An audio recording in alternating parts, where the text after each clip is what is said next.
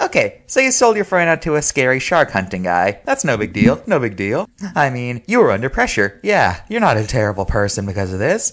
You're not. You haven't killed all your likability whatsoever, and you're now running your web series into the ground. I mean, it could be worse. No one jumped over any sharks. We didn't retcon anything to be just a dream. We didn't add in pointless new characters who did nothing but annoy everyone else just because one of the actors got too old. We didn't make a ship canon just to kill off one of the characters in a desperate attempt to make you cry. We didn't bring back a character back from the dead just to kill him off again because, yeah, that'll definitely work a second time. I mean, your series is still good, right? You just sold out your friends. You're not a likable character now. Totally not a likable... I'm coming, guys! I'll save you! Sweetie, you watch this. I'm coming, guys! Click, click, click. Oh, blast off! Well, looks like I'm in charge. So you guys will have to listen to me today. Now, sit back and relax, kiddies. Auntie Sweetie's gonna tell you a story about the snake and the other snake. In the faraway land known as the Americas, there lived two snakes. One went by the name Coral, the other went by the name Milk. Coral was a deadly guy. He was feared across the land. He came from the same family tree that spawned the horrifying cobras of the East. You know, side note, why do Americans call Asia the East anyway? I don't get it. I mean, if you look at a map, Asia's closer west side than it is east side. I get why Europeans call Asians the East, but why do Americans still call Asia the East? I mean, whatever, I'm getting off topic. And the milk snake was not a cobra. In fact, it was part of a group that didn't have venom, and they weren't really constrictors either. They were kind of an anomaly of the serpent family.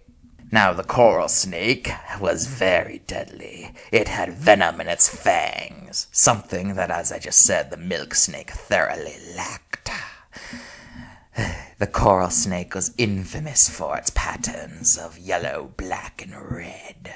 So much so that the milk snake decided that in order to protect itself from predators, it would adopt its same color scheme, but with a twist. While the coral snake had black touching yellow, the milk snake had red touching black, as a key sign to his friends that he was not the coral snake. And ever since then, these two snakes have lived in, well, not harmony with each other. I'm pretty sure they'd kill each other if they saw each other. But still, to this day, both snakes are out there, fooling each other into thinking they're the other guy. And no one was ever safe again. Now let's look at the card. Meh, it's pretty fine. Can't really think of any errors here. 10 out of 10. Now, let's get into human relations. While the coral snake does possess deadly venom, there are actually very few confirmed deaths caused by it. In fact, it actually makes up a very, very, very, very low percentage of fatal snake bites. That's not to say that's not because they are not deadly. They obviously are. It's just that anti-venom is a thing that's readily available.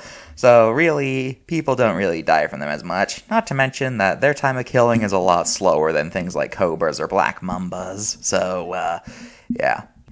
Now, with coral snakes, you might be familiar with the phrase, red touches yellow, kill a fellow, red touches black, friendly Jack. And the truth is, that line isn't entirely accurate. You see, there are different species of coral and milk snakes, and not all of them obey that rule. So some coral snakes actually have red touching black, and some milk snakes have red touching yellow. So, rule of thumb, if you see a snake that's red, yellow, and black, just don't even bother taking chance with it. Just get out of there. But then again, most people encounter them when they accidentally step into their burrow, so what do I know? And like any snake bite, if you get bitten by them, immediately seek medical attention. Yes, they take a few hours to show symptoms, but do you really want to risk it? Really? Just think about it. Well, that's all for this episode of Toxic Terrors. Join us next time when we talk about tiny venomous lizards. Bye!